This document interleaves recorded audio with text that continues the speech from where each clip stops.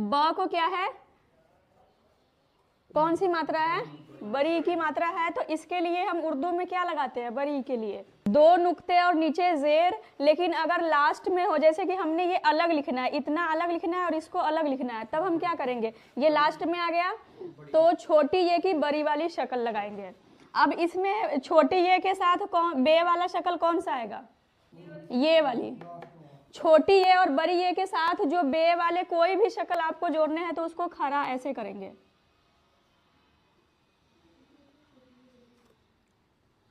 ठीक है, अब लिखेंगे पे वाले शक्ल।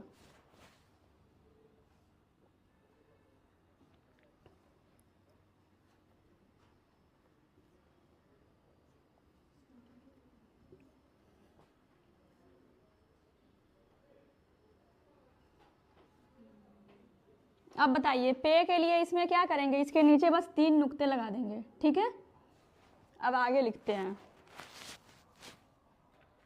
अब ये देखिए, पहला हर्फ है प, दूसरा ह, फिर ल को आ की मात्रा।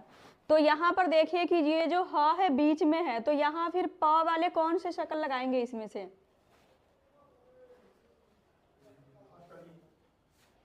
फर्स्ट वाली कैसे आएगा, सेकंड, ये क्रॉस वाली, क्योंकि जैसे हम लिख रहे थे नहर पहर है ना, तो वो क्रॉस वाला डाल रहे थे, वैसे यहाँ भी क्रॉस वाला ही आएगा।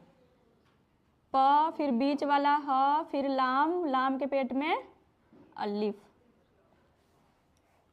ठीक है, अब दूसरा प को क के साथ जोड़ना है, फिर यहाँ कौन सा आएगा,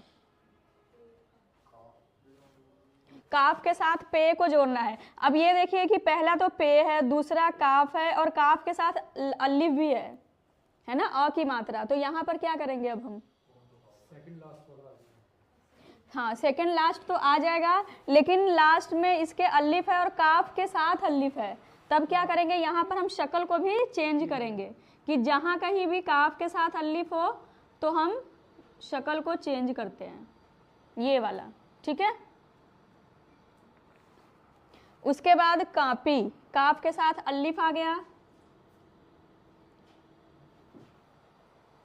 ठीक है, अब प को क्या है, बड़ी ई की मात्रा है, तब यहाँ पर कौन सा शक्ल लगाएंगे, पे के साथ, वो खरा वाला। ठीक है, ये वाला।